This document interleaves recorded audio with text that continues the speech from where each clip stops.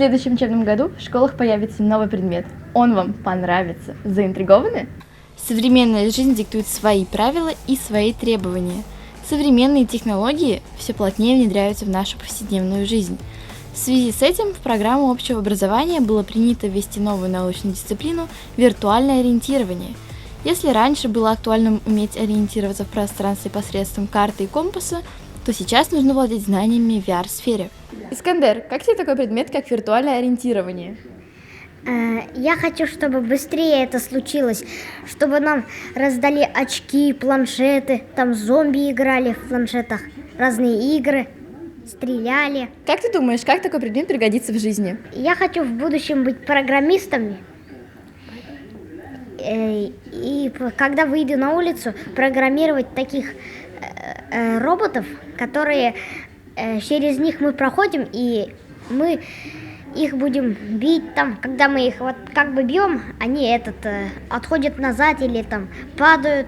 С нового учебного года каждому школьнику вместе с учебниками будет выдаваться набор для виртуального ориентирования. VR-очки, мощный процессор-рюкзак, который сможет в реальном времени тречить пространство. И 3 раза в неделю к школьникам будет приезжать специалист из департамента визуализации населения. Почему виртуальное ориентирование вводится как новый предмет в школе? В связи с тем, что в 2021 году количество пользователей VR-технологий достигнет 65 миллионов, а по подсчетам наших аналитиков, к 2025 году их будет 650 миллионов, мы решили, что мы не можем обойти такую отрасль важную для VR-технологий, как образование. Что мы будем проходить на этом предмете?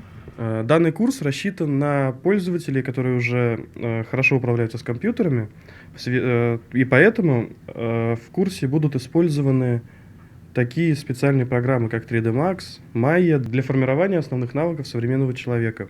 Также в курс включена основа программирования для того, чтобы пользователи могли не только использовать, но и дорабатывать под свое усмотрение такой абсолютно юзабилити интерфейс. Виртуальное ориентирование будет готовить учеников комфортно чувствовать себя в виртуальном пространстве. Ведь в ближайшее время планируется, что дополненная реальность городской инфраструктуры будет давать возможность прогуляться по знакомым местам города в любое время и узнать дополнительную информацию о тех или иных местах.